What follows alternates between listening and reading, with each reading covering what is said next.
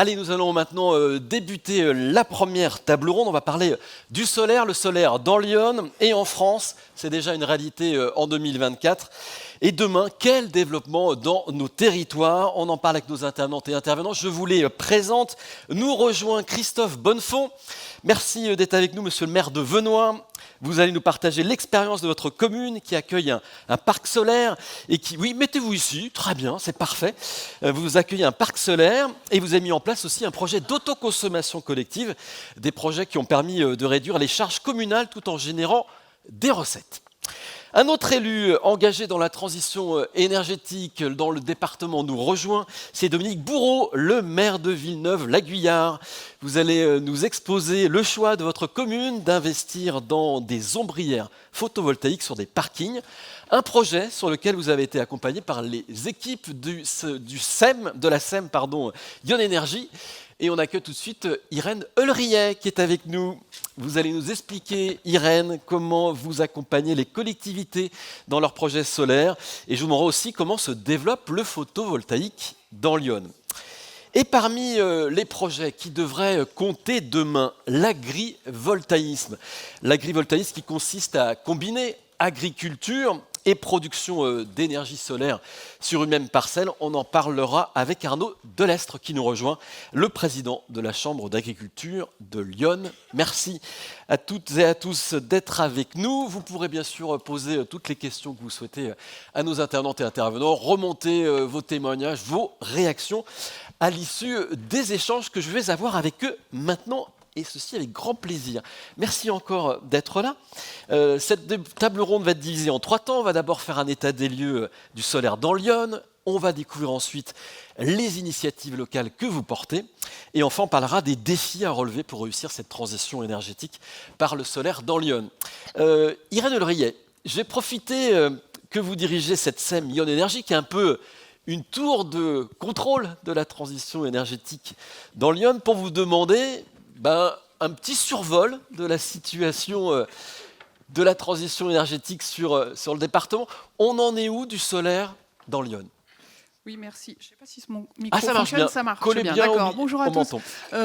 Oui, merci pour ces mots flatteurs et la comparaison avec une tour de contrôle. Vous me posez une question en fait qui s'adresserait plus aux services de l'État qui instruisent les demandes d'autorisation, ou à Enedis d'ailleurs, qui s'occupe du raccordement, mais on a la chance que et l'État et Enedis publient des données, donc je vais m'appuyer sur ces données. Je les remercie d'ailleurs de faire ce travail pour la collectivité.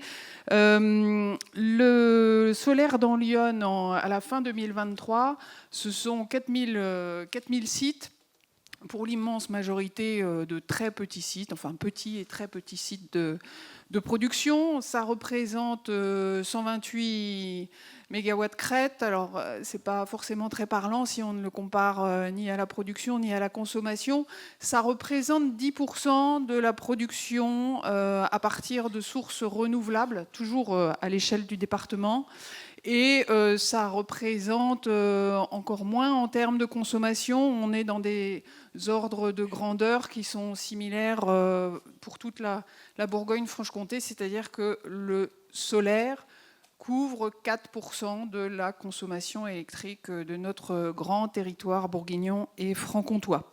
Je ne vais pas continuer sur les chiffres parce que vous pouvez y accéder, comme je l'ai dit, directement en ligne, et puis qu'en effet ça reste assez abstrait quand on en parle comme ça. Moi je peux vous parler en tant qu'opérateur, puisque la SEM est un opérateur pas tout à fait comme les autres, dans la mesure où ce sont les collectivités qui en sont actionnaires.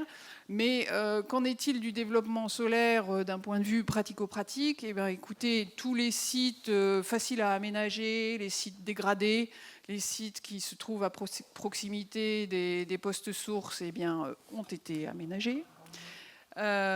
Pour ce qui concerne l'agrivoltaïsme, ou le photovoltaïque sur terre agricole, si on reste dans la typologie des grands projets, les règles du jeu ont changé avec la loi d'accélération en 2023. Je ne vais pas anticiper sur ce que le président de la Chambre d'agriculture va dire, mais ce que je peux dire, c'est que les opérateurs doivent s'adapter à la fois au nouveau cadre réglementaire et aussi au modèle économique, puisqu'il faut quand même trouver pour ces projets une rentabilité qui soit suffisamment attrayante pour que des investisseurs s'y engagent. Mais ce dont on veut vous parler avec le maire de Villeneuve-la-Guyard, c'est quand même un gisement important dans l'Yonne, que sont les petites surfaces. Donc les surfaces qui pourraient accueillir des projets de moins d'1 mégawatt crête, sur des terrains dégradés en zone U ou UA, ou les parkings, voilà, pour pouvoir y faire des ombrières. Alors on va en parler dans quelques instants, on va découvrir le projet, mais au préalable je voulais échanger avec les maires qui sont présents sur place, et d'abord avec Christophe Bonnefond, pour vous demander finalement quelle est votre motivation, pourquoi vous engagez dans le solaire photovoltaïque. Bien, bonjour à toutes et tous. Alors les motivations elles sont multiples. Évidemment, la première, c'est de participer à la production d'énergie verte et à cette transition écologique. Un petit geste de chacun, mais dans nos communes rurales, il y a également deux autres motivations.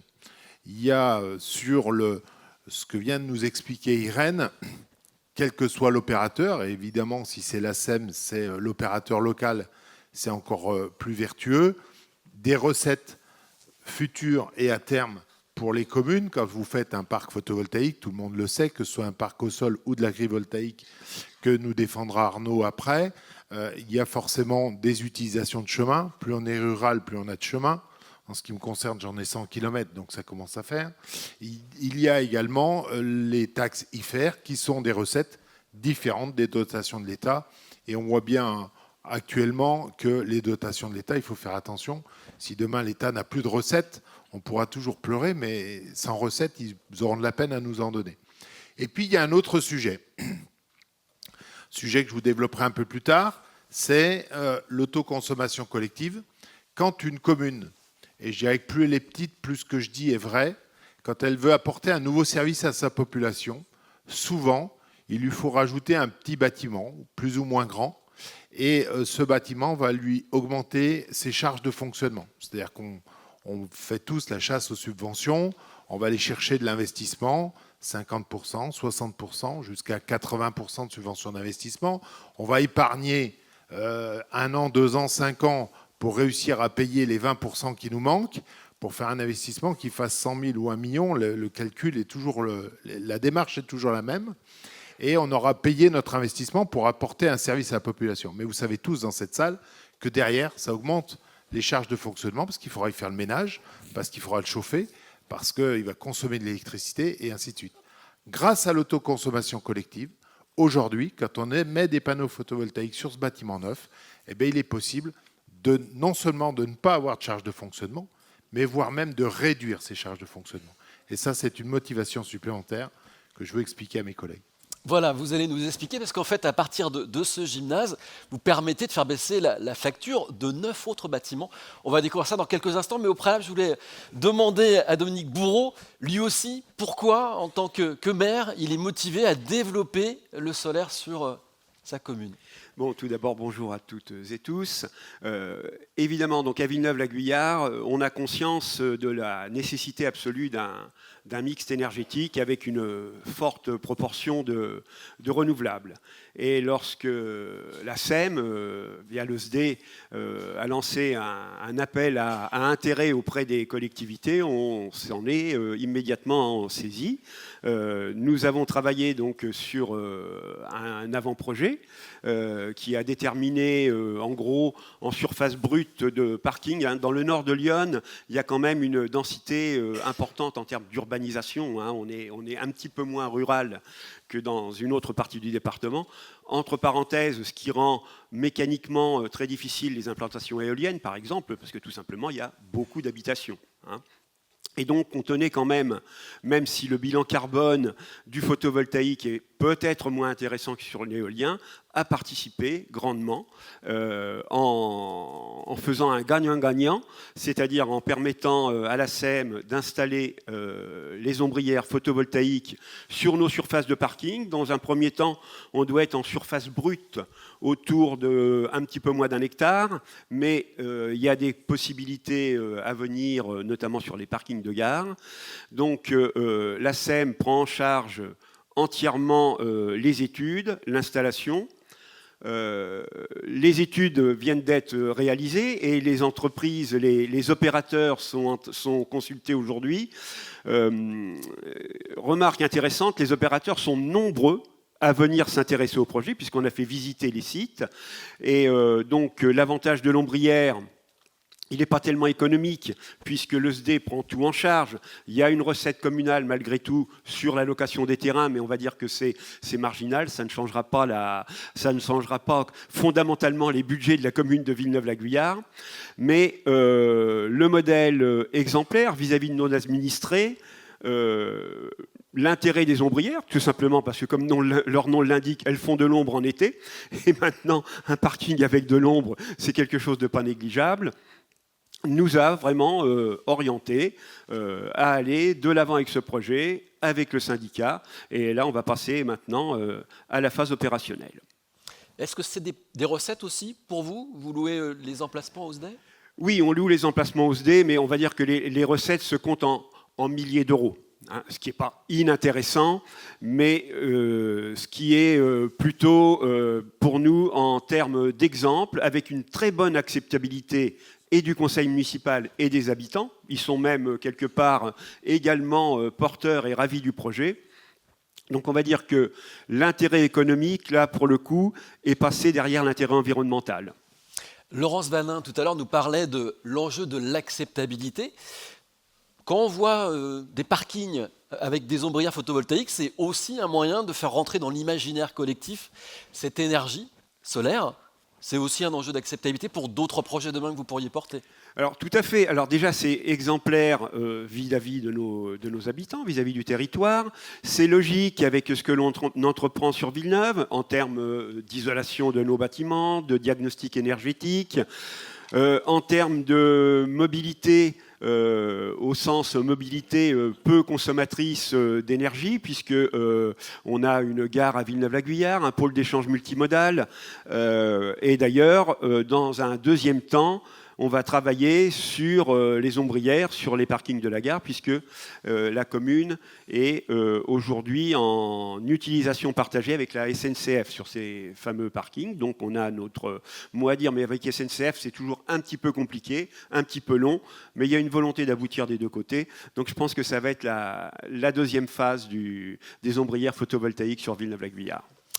Irène Olriet, pour les maires présents dans la salle qui seraient intéressés à s'engager dans ce même chemin, comment est-ce que vous travaillez avec la collectivité qui souhaite s'équiper d'ombrières photovoltaïques pour aménager des parkings? Oui, alors le principe, il est très simple, c'est le tiers investissement en réalité. Donc la SEM n'est pas le SDE, même si elle en est une émanation et que le SDE est l'actionnaire principal.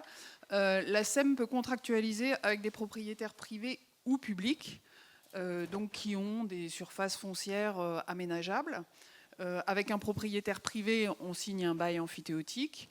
Avec un propriétaire public, eh bien, on signe une convention d'occupation temporaire du domaine public après que la collectivité, bien sûr, a respecté les obligations de publicité auxquelles elle est soumise. Et le principe est simplement que le propriétaire n'a pas à engager d'argent. Les recettes sont modestes, très modestes, de l'ordre du symbolique, à vrai dire. Mais ça permet quand même au propriétaire, qu'il soit public ou privé, de réserver sa capacité d'investissement pour des projets qui lui seraient plus importants, dans la mesure où c'est la SEM qui va, via l'emprunt notamment, et l'apport en fonds propres qui vont permettre la souscription d'un emprunt, financer l'investissement initial, financer le fonctionnement, en contrepartie de quoi elle perçoit le produit de la vente de l'électricité sur une période initiale de 30 ans. Et donc, ça permet aux propriétaires, comme je le disais, de se réserver leur capacité d'investissement pour faire autre chose, mais néanmoins d'atteindre des objectifs environnementaux qui aujourd'hui s'imposent un petit peu à tous et sur les grands parkings vont s'imposer à partir de 2026 de manière très claire, même s'il est vrai que dans notre département, et notamment dans les parties les plus rurales, il existe peu de grands parkings. Donc, une fois que la SEM et les propriétaires se sont mis d'accord, eh bien, la SEM passe à un marché, un appel d'offres, parce que bien qu'étant de droit privé, elle est quand même soumise à certaines dispositions du Code des marchés publics. Et en ce moment, à Villeneuve-la-Guyard, on est en train d'examiner les offres d'un marché conception-réalisation qui va être attribué dans quelques jours pour une construction tout au long de l'année 2025 et une mise en service au 1er janvier 2026. Voilà comment ça marche. Et donc la SEM met en ordre de marche ses moyens financiers pour pouvoir accompagner des communes sur plusieurs années. Je crois que vous voulez accompagner en moyenne 5 communes par an pour les équiper. Oui, c'est ça, absolument. Ouais, les administrateurs. Donc oui, je lance un appel à toutes les collectivités ici présentes. Si vous avez du foncier aménageable, venez nous voir, puisque les administrateurs de la SEM ont acté un plan d'investissement qui prévoit donc d'aménager des ombrières dans les 5 années à venir pour 1 million d'euros par an de fonds propres. Ça fait quand même pas mal de surfaces aménageables, pas mal de projets, pas mal de kilowatts à installer. Donc retrouvons-nous au déjeuner pour pouvoir réaliser ce plan. Merci beaucoup. Christophe Bonnefond, on va maintenant découvrir plus en détail le projet de la commune de Venoy. On va découvrir d'ailleurs des visuels. Donc vous avez réalisé cette opération d'autoconsommation collective sur votre commune, sur un gymnase, vous l'avez exposé.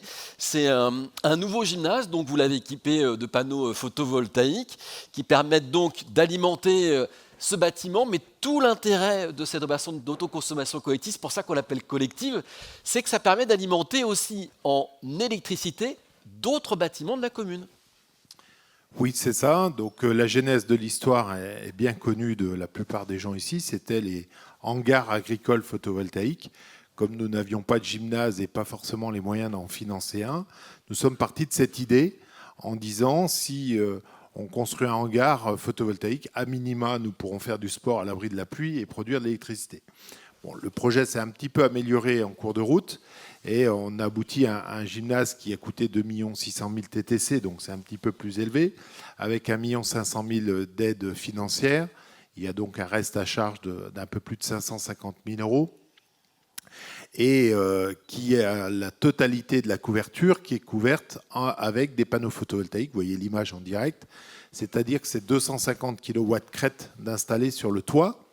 Et donc, grâce au travail de tout le monde, puisque il nous faut les partenaires, et notamment par exemple Enedis, qui nous fait le calcul tous les mois, on a le droit, on peut, sans dérogation dans un rayon de 2 km, avec dérogation dans un rayon de 5, mais je pense que c'est des règles qui vont faire qu'évoluer dans le bon sens, pouvoir consommer l'électricité sur tous les compteurs qui se trouvent dans ce rayon. Donc tout le monde connaît les Linky comptent en instant T, et donc quand vous consommez de l'électricité quelque part, nous avons 11 compteurs déclarés, on a déclaré en fait tous nos compteurs, sauf ceux de l'éclairage public, puisqu'en général quand l'éclairage fonctionne, c'est qu'il fait nuit. Donc, on n'a pas déclaré cela à ce jour, mais on en parlera plus loin. Donc, 11 compteurs parce que 11 bâtiments, c'est ça ? 11 bâtiments, l'école, la mairie, les autres salles des fêtes. Et donc, chaque fois qu'un compteur consomme de l'électricité, si on est en production sur le gymnase, en priorité, l'électricité vient du gymnase. Et à l'arrivée, sur un an, à aujourd'hui, c'est 70 000 kWh d'économisés. C'est-à-dire 70 000 kWh que nous n'avons pas achetés au fournisseur d'électricité qui est dans le contrat groupé avec le SDE. Donc chacun connaît le prix puisqu'on a tous le même. Donc ça, c'est la belle histoire. Mais pour arriver à cette belle histoire que vous nous contez maintenant, il a fallu quand même surmonter quelques difficultés. Ça n'a pas été si simple. Au début, ça a été difficile. Nous en parlions hier. Effectivement, il y a de nombreuses embûches, mais tous les maires savent que les embûches sont nombreuses et que si on ne les contraint pas, on n'y arrive pas. La première, c'était les crochets, puisque les crochets qui fixent les panneaux n'ont pas d'ATEC, donc n'ont pas d'avis technique. Et donc, c'est interdit sur un ERP, un établissement recevant du public. Et donc, c'était la première étape qui a été levée grâce à notre assureur Groupama, qui a accepté de de faire venir ses experts à lui pour valider les crochets et donc pour pouvoir passer outre les avis d'architectes. Et donc pouvoir vous assurer, sinon vous ne pouviez pas être assuré. Exactement. Et donc sans être assuré, on ne pouvait pas construire le bâtiment. Et puis Enedis qui s'est fait beaucoup de cheveux blancs. Alors à un moment c'était Enedis SD, puis après c'est Enedis qui a pris plus de cheveux blancs parce qu'on ne savait plus trop à qui s'adresser, parce qu'en fait un gros bâtiment comme ça, c'était le premier en Bourgogne-Franche-Comté, et on ne savait même pas quel compteur il fallait mettre.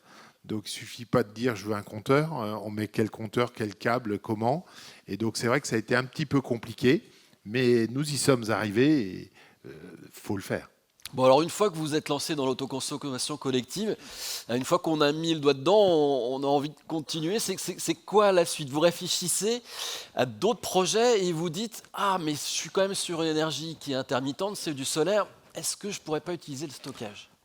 C'est très simple. À partir du moment où on est propriétaire des panneaux, donc on peut autoconsommer. La revente, ça ne vaut pas le coup. Chacun son métier. Ce n'est pas le métier d'une commune, du moins. C'est le métier de la SEM, mais pas d'une commune. Et donc, effectivement, nous, on produit 250 000 kWh par an. On n'en autoconsomme que 70 000. Donc, on peut aller plus loin.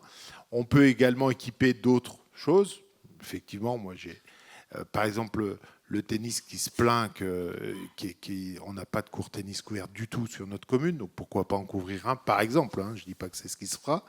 Et la question, c'est que derrière, on a aussi de la consommation. J'ai dit tout à l'heure que l'éclairage public n'était pas raccordé puisque la nuit, par définition, on ne sait pas faire. Et comme tout le monde, là, je n'ai pas inventé l'eau chaude, mais on cherche tous la solution du stockage, puisque ceux qui auront trouvé la solution du stockage en France, en Europe et dans le monde, ils auront bien avancé. Et je me dis que, ayant avancé sur ce point-là, je cherche actuellement à tester du stockage avec différents partenaires. Parce que si nous y arrivons, ça sera aussi un autre moyen d'avancer pour tout le monde. Et pourquoi pas demain d'avoir l'éclairage public. Je vois les mâts du SDE qui sont avec un panneau photovoltaïque qui marche très très bien. Je dois en avoir 3, je crois. Et ça marche très bien. Donc pourquoi pas demain stocker l'électricité que nous ne consommons pas pour pouvoir la consommer la nuit ou à d'autres moments. Alors sur votre commune, existe aussi un parc solaire au sol qui vous a été présenté par un développeur. C'est sur un terrain délaissé. C'était quoi l'ambition du projet? Qu'est-ce que cela offre concrètement à la commune? Alors, nous, c'est un parc solaire de 14 hectares, effectivement, qui a été fait sur une des anciennes décharges d'Auxerre. Ceux qui connaissent le péage de la route de Chablis il y a 25-30 ans, ils se souviennent que le paysage n'était pas formidable dans ce secteur-là. Et donc ça a été recouvert avec les services de la DDT par une épaisseur énorme d'argile. Et puis aujourd'hui, c'était une jachère. Alors mal classée dans notre PLU, parce qu'à l'époque, en 2010, on l'avait classée en zone A. On ne savait pas qu'un jour on y mettrait des panneaux, donc mal classée. Mais quand les développeurs privés sont venus nous voir, on a ces redevances pour l'utilisation des chemins. On a le fait qu'on touchera de l'IFER à un moment donné pour nous, pour l'intercommunalité, pour le département. Donc c'est quand même de l'argent pour tout le monde et pour le collectif. Et en même temps, on produit l'équivalent de 10 000 habitants d'électricité verte. Sur une commune de 2000, c'est pas trop mal pour un seul parc. Et donc, pour recycler un site pollué comme ça, je pense que c'était l'idéal. Merci. Alors, on a parlé donc de la centrale au sol de Venoy, centrale photovoltaïque. On va parler d'autres projets au sol dont on entendra parler de plus en plus dans les années futures. C'est les projets de photovoltaïque liés à l'agriculture, ce qu'on appelle l'agrivoltaïsme. Donc, je rappelle, c'est combiner l'agriculture et la production d'énergie solaire sur une même parcelle en optimisant, ça c'est l'objectif, l'usage du terrain pour améliorer les rendements agricoles et énergétiques. Bon, ça c'est la promesse, donc on va voir comment vous, dans Lyon, vous travaillez sur ce sujet, parce que les différentes chambres d'agriculture ne sont pas toutes sur la même longueur d'onde, il y a des réticences. Vous considérez que c'est une opportunité pour le monde agricole ou pas, cette solution solaire? Oui, bonjour à toutes et tous. Oui, c'est une opportunité qu'on a saisie au niveau du monde agricole dès 2019. Alors bien sûr, on encourageait tout ce qui était solaire sur les bâtiments, ce qui était la première entrée qu'il y a pu y avoir. Et dès 2019, quand on a eu la possibilité, il y a eu un positionnement professionnel qui a été pris au niveau de la Chambre d'agriculture. Je le note dans un contexte qui est plus compliqué aujourd'hui, à l'unanimité de tous les syndicats agricoles, pour saisir cette opportunité. Alors on ne parlait pas encore d'agrivoltaïsme en 2019, mais de pouvoir en effet saisir cette opportunité et apporter un filet de sécurité. Nous on l'avait pris comme ça à ce niveau-là, au niveau de la Chambre d'agriculture, pour les agriculteurs. On est dans une zone intermédiaire, donc une zone à faible potentiel agricole, une grosse partie du département de l'Yonne, et donc il y a besoin de filets de sécurité, notamment pour arriver dans les transitions agricoles qui sont nécessaires depuis déjà quelques années et encore plus demain. Donc ça a été tout de suite, nous, vu comme une vraie opportunité, et on a repris en septembre dernier, donc il y a 2 mois, un positionnement de la profession agricole sur l'agrivoltaïsme. Parce que maintenant, c'est de ça dont on parle.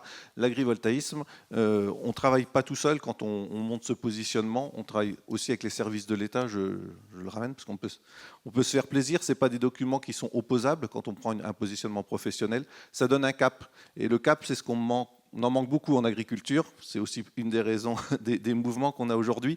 Il y a des sujets sur lesquels on n'a pas forcément la main dans l'Yonne. Ce sujet-là, on pouvait au niveau de la profession agricole, avec l'ensemble des acteurs, faire en sorte qu'elle soit décidée dans le territoire. Toutes les chambres d'agriculture, vous l'avez dit, n'ont pas la même entrée, et ça se comprend.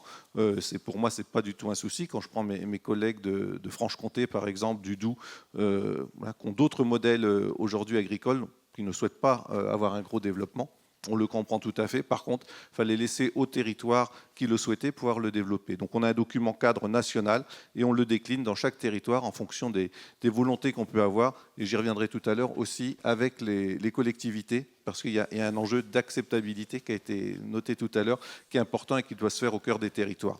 L'idée, c'était vraiment de permettre cette opportunité, mais de cadrer les choses pour ne pas tomber dans quelque chose qui ne soit plus acceptable à un moment donné.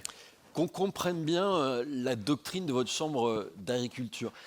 Pour vous, c'est quoi l'agrivoltaïsme? C'est des panneaux qui doivent permettre d'apporter un revenu supplémentaire à l'agriculteur qui souffre de ne pas pouvoir vivre suffisamment de sa production? Ou est-ce que c'est une solution d'avenir qui mêle en effet une solution énergétique et permet, grâce à des revenus, de réaliser pour l'agriculteur sa transformation, sa mutation? Oui, je pense qu'il faut rester aussi assez humble, et c'est ce qu'on fait. Il n'y aura pas de l'agrivoltaïsme partout sur le territoire. Il faut en être conscient, on y viendra peut-être après, mais ça a été cité déjà, des soucis de raccordement qui ne sont pas simples, et tous les territoires n'ont pas le même accès à ce point-là. Par contre, partout où ça peut se faire, le but de l'agrivoltaïsme, c'est bien de maintenir une production agricole. On est dans un enjeu de souveraineté alimentaire sur lequel il faut faire attention à l'usage des terres et pas avoir de gaspillage de foncier. Donc ça, c'est la première entrée, bien sûr, agricole que nous avons. Donc maintenir une production. Donc ça, c'est très cadré par la loi et le décret d'avril dernier. Et en même temps, de pouvoir apporter notre pierre à l'édifice de la souveraineté énergétique aussi, on va dire, pour le territoire. Donc il faut arriver à mixer les deux. J'aurais tendance à dire que, contrairement au photovoltaïque au sol, il faut qu'à un moment donné, ce soit l'agriculteur qui puisse piloter les panneaux. Ce sont les cultures qui ont besoin d'énergie. Il faut que les panneaux puissent s'escamoter à ce moment-là pour que la production soit là. Et à un moment donné, il y a besoin aussi de protection contre le gel, contre le rayonnement solaire. Et dans ce cas-là, il faut que les panneaux puissent jouer leur rôle.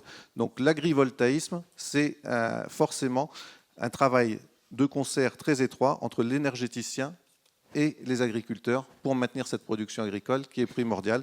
Et on s'est toujours battu dans le département contre ce qu'on appelle les projets alibi. L'agrivoltaïsme, ce ne sont pas des panneaux avec 4 moutons en dessous. Non, ça, ce n'est pas de l'agrivoltaïsme, ça s'appelle du photovoltaïque au sol. C'est réservé à quelques domaines qui sont donnés dans les documents cadres. Mais là, on devient très technique. Mais sur la majorité des terres agricoles, c'est bien de l'agrivoltaïsme avec une réelle production agricole.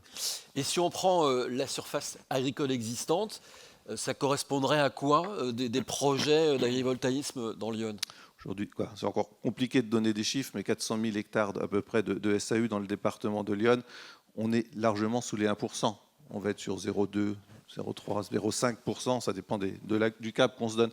Mais l'important, c'est peut-être pas le chiffre, c'est encore une fois l'acceptabilité, c'est où est-ce qu'on les place. Et c'est là qu'il y a absolument pour moi besoin de ce lien très fort avec les collectivités locales. C'est-à-dire qu'à un moment donné, nous, on avait donné dans notre première doctrine professionnelle un maximum de 50 hectares. Mais en fait, on s'est aperçu après que ce n'est pas forcément les 50 hectares qui sont le problème. Des fois, 20 hectares peuvent être problématiques à un endroit donné, et puis 60, par exemple, peuvent bien passer parce qu'ils sont bien intégrés dans le paysage. Donc on a retiré, encore une fois, ce document qu'on a fait, on n'est pas dans quelque chose de dogmatique. On veut se donner un cap, et puis on est prêt à le réviser quand il y a besoin. Donc au-delà de la surface, ce qui est vraiment important, c'est l'acceptabilité. Moi, je ne voudrais pas qu'on rentre dans les écueils qu'on a pu avoir avec l'éolien à un moment donné. C'est-à-dire qu'à un moment, tout projet avait une opposition locale. Ce qu'il faut, c'est qu'on arrive à expliquer les choses et faire attention de ne pas avoir des projets trop importants, quelque part, qui ont un impact paysager. Alors, il y a le subjectif, ça a été noté tout à l'heure, c'est évident, mais il faut savoir gérer le subjectif. Et à un moment donné, il ne faut peut-être pas trop tendre la perche non plus pour se faire battre sur ces moments-là. On a vraiment aussi travaillé de concert avec les énergéticiens. Au niveau de la Chambre d'agriculture, j'ai rencontré plus de 60 énergéticiens avec des projets différents pour expliquer notre positionnement. Et donc, il y a des solutions. Chacun arrive avec des projets et en règle générale, une fois que le cadre est connu, chacun fait en sorte de rentrer dans le cadre et ça peut bien se passer. S'il ne rentre pas dans le cadre, c'est là qu'il faut faire front tous ensemble et refuser des projets. Oui, parce que vous recevez quelques 3 à 5 projets par mois, à peu près. Après, là, c'est au niveau de la CDPNAF, commission qui s'occupe de l'aménagement et la protection des espaces agricoles, naturels et forestiers. Je sais que les agents qui sont présents aujourd'hui de la DT. Et on passe, je dirais, entre 3 et 5 projets, alors entre des bâtiments photovoltaïques et des projets sur terre agricole. Et puis on est dans une transition, c'est-à-dire qu'on était jusqu'à la fin juin, même septembre, sur des projets qui étaient sous l'ancien schéma, donc de photovoltaïque au sol. Et là, on commence à avoir des projets que je dis intéressants, qui sont réellement de l'agrivoltaïsme.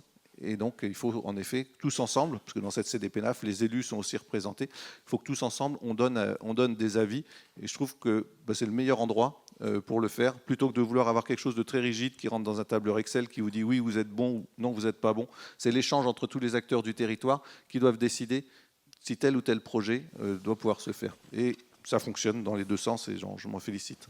Alors pour que les projets y soient acceptés, il faut que les agriculteurs et le territoire plus largement, ses habitants, ses élus, ils trouvent leur compte.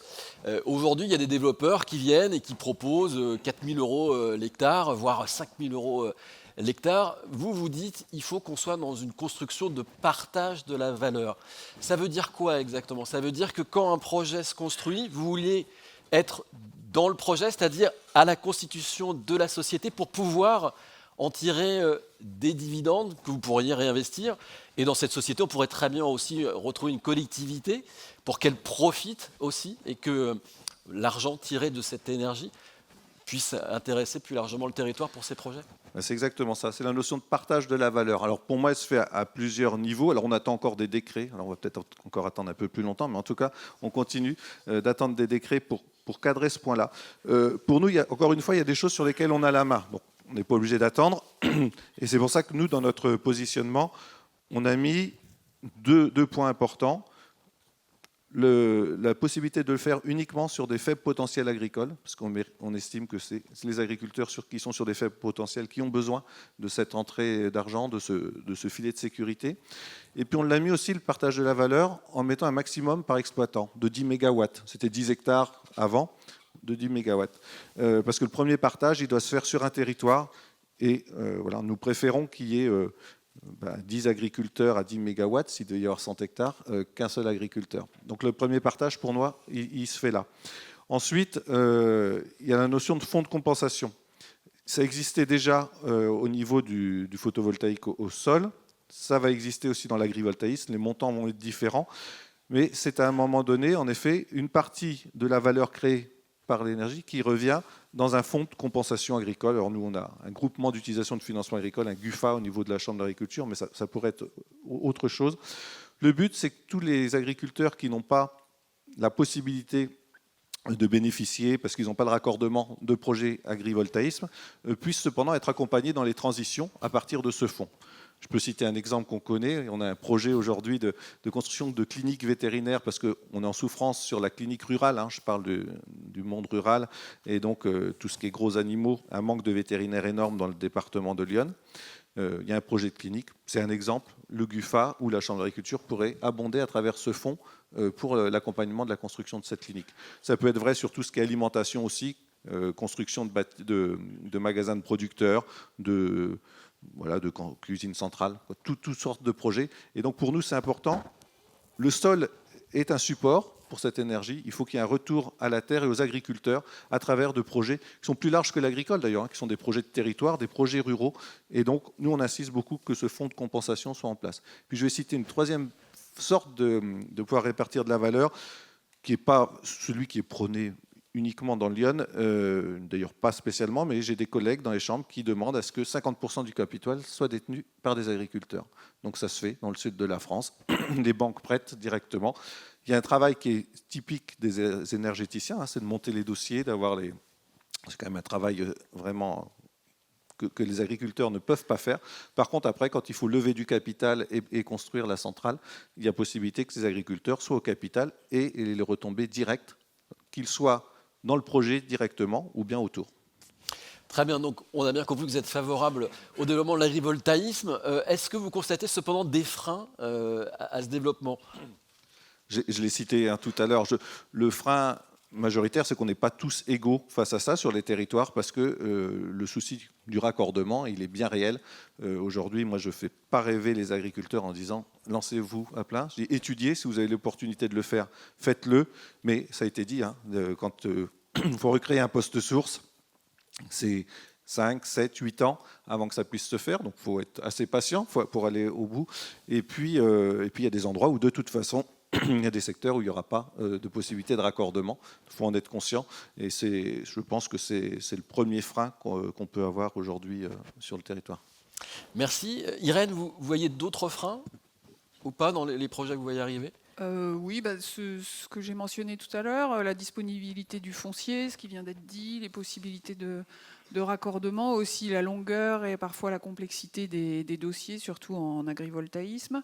Ça, c'est pour les gros projets. Pour les petits projets, les freins qui peuvent se présenter, c'est la rentabilité, une rentabilité insuffisante. Par exemple, si on en revient au sujet des parkings, c'est vrai que nous, on ne va pas regarder des surfaces qui seraient inférieures à 30 places de parking, parce que et même là, on est assez prudent. Et voilà. Mais il faut quand même qu'il y ait une surface et une rentabilité suffisante. Et puis parfois, les freins, c'est la méconnaissance des outils qui existent et qui sont à disposition des élus ou des propriétaires privés. Donc voilà, nous sommes là. Il y a la SEM, n'hésitez pas à en faire usage. Merci. Alors avant de vous inviter à réagir, à témoigner ou à poser des questions à nos intervenants et intervenants, peut-être profiter de la présence de nos deux maires pour leur demander un retour d'expérience. Et quel message vous auriez envie de passer à vos pairs présents dans la salle ? Dominique Bourreau et ensuite Christophe Bonnefond. Oui, alors moi je vais inviter mes collègues à rencontrer la SEM, à rencontrer Irène Orlier qui saura parfaitement leur expliquer, développer les possibilités sur leur territoire, comme elle l'a fait avec nous. On a eu un travail très productif. Et puis également être toujours en contact avec ses habitants, avec le territoire. On ne fait rien cacher, on ne fait rien de masqué, de façon à le rendre parfaitement acceptable. Merci. Christophe Bonnefond, vous invitez les maires présents à se lancer dans l'autoconsommation collective ? Alors évidemment, tout maire qui a un projet de bâtiment, je lui conseille d'aller dans ce sens-là. Pour l'aider, évidemment, si je peux l'aider, je le ferai volontiers. Mais je sais que les gens d'Enedis sont au top sur le sujet. Le SDE maîtrise le sujet. Si c'est plus gros, la SEM est là. Et puis, je voudrais quand même compléter sur l'histoire des postes sources, puisque tout le monde en parle. Comme on a la chance d'avoir plusieurs parlementaires en face de nous, c'est une demande que nous avons faite à la préfecture. Aujourd'hui, dans les schémas d'implantation des postes sources, c'est les producteurs qui ont le plus de pouvoir. Et il serait temps que ce soit les élus locaux qui aient plus de pouvoir pour avoir une vraie volonté d'aménagement du territoire, puisqu'il est facile de comprendre que si vous demandez l'avis aux producteurs privés, je ne parle pas de la SEM, qui a vraiment un intérêt général, mais les autres, ils vont vous dire qu'il faut se mettre à côté des postes sources existants. Si vous demandez aux élus locaux, et je pense encore plus à la Chambre d'agriculture, on va vous demander de faire de l'aménagement du territoire et de permettre au plus grand nombre de pouvoir y accéder. Et je sais que normalement la préfecture est sensible à cette demande, mais ça dépend et de la préfecture de région et de la zone. Donc c'est pas simple. Donc si nos élus, nos parlementaires peuvent nous aider, je pense que ça peut être bien pour tout le monde. Merci. Alors, on va vous inviter à réagir si vous le souhaitez ou à poser des questions à nos intervenants. On a un petit micro qui se balade et qui va venir vers vous. Alors, peut-être vous inviter à lever la main et je vais essayer de vous voir malgré les projecteurs qui font contre-jour. Donc, qui souhaite réagir, remonter une réaction ou tout simplement poser une question? Alors, nous avons un monsieur qui lève la main au milieu de la salle. Voilà, on vous apporte le micro et je vais vous inviter à vous présenter si vous voulez bien. Bonjour. Merci beaucoup pour cette présentation, c'était très clair. Je suis Paul-Henri Baranec, je suis cofondateur de SolarVest, une start-up qui est incubée à AgroParisTech. Et nous, on développe une solution d'agrivoltaïsme de petite taille qui est disponible à 100% d'investissement pour les agriculteurs, qui fait 200 kg et qui n'entre pas en concurrence avec la production alimentaire. Donc, nous, notre proposition de valeur, c'est clairement de faire de l'autoconsommation collective, donc que les agriculteurs puissent produire de l'électricité, au-delà de la nourriture, de l'électricité pour les collectivités. Comment la SEM Énergie, Ion Energy, pourrait accompagner ces investisseurs privés dans des opérations d'autoconsommation collective? Merci pour votre question. Votre question tombe à point puisque la SEM et le SDE ont cofondé une PMO, personne morale organisatrice, pour justement pouvoir accompagner les porteurs de projets en autoconsommation collective. Les 2 premiers représentants ont été désignés, le dernier, je ne sais plus, le 26 novembre ou quelque chose comme ça, ou le 25. Donc l'AG constitutive n'a pas encore eu lieu, mais je vous invite à suivre ça de près ou à nous donner vos coordonnées. On vous tiendra au courant pour pouvoir travailler ensemble. Merci. Alors, est-ce qu'on a d'autres réactions, d'autres questions dans la salle? Hop, je regarde tout en haut, tout en haut. Je ne vois pas de bras se lever. Non, bah écoutez, si on n'a pas de réactions ou de questions... Ah si, tout en haut, monsieur. Je ne vous avais pas vu. On vous apporte tout de suite un micro. Je vous invite à vous présenter. Bonjour, monsieur. Allez-y. Allez-y, faisons un test. Bonjour, Dominique Charpentier, maire de Saint-Fargeau. Une petite question pour Christophe Bonnefond. Après presque une petite année de retour d'expérience, quel est le gain financier pour la collectivité en autoconsommation pour les différents bâtiments?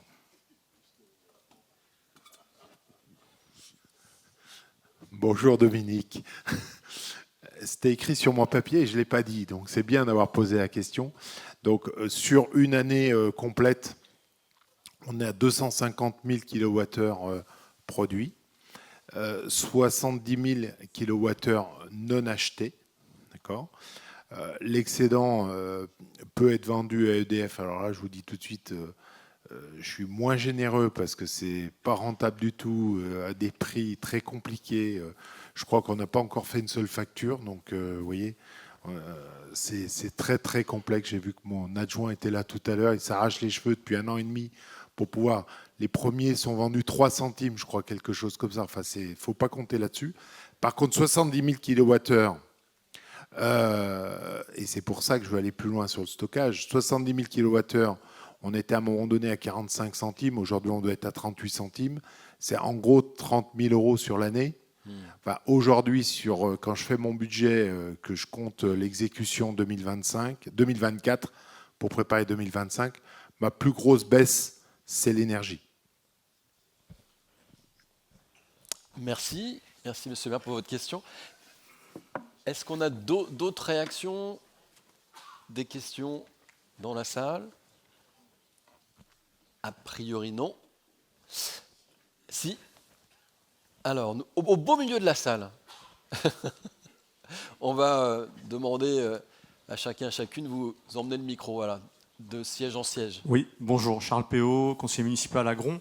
Une question qui fait suite à ce que vous venez de nous donner comme chiffre. Simplement, quel est le taux le retour sur investissement de ce projet? Alors, si vous voulez que je sois très précis, le reste à charge de ce bâtiment était de 550 000 €. Nous avons fait un prêt sur 20 ans qui, en plus, était à un moment donné où les taux étaient relativement intéressants. Je crois que le taux doit être 1,6 ou 1,7. Donc, vous voyez à peu près le montant. Et donc, on espère 30 à 40 000 € par an d'économie, ce qui veut dire que notre bâtiment, il ne nous coûte rien.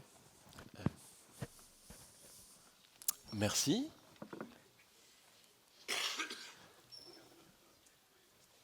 Pas d'autres questions? On pourra les prendre de toute façon à l'issue des échanges et de la table ronde suivante, puisque nos intervenants vont rester avec nous. Un grand merci à toutes et à tous. Dominique Bourreau, Christophe Bonnefond, Irène Rillet, Arnaud Delestre.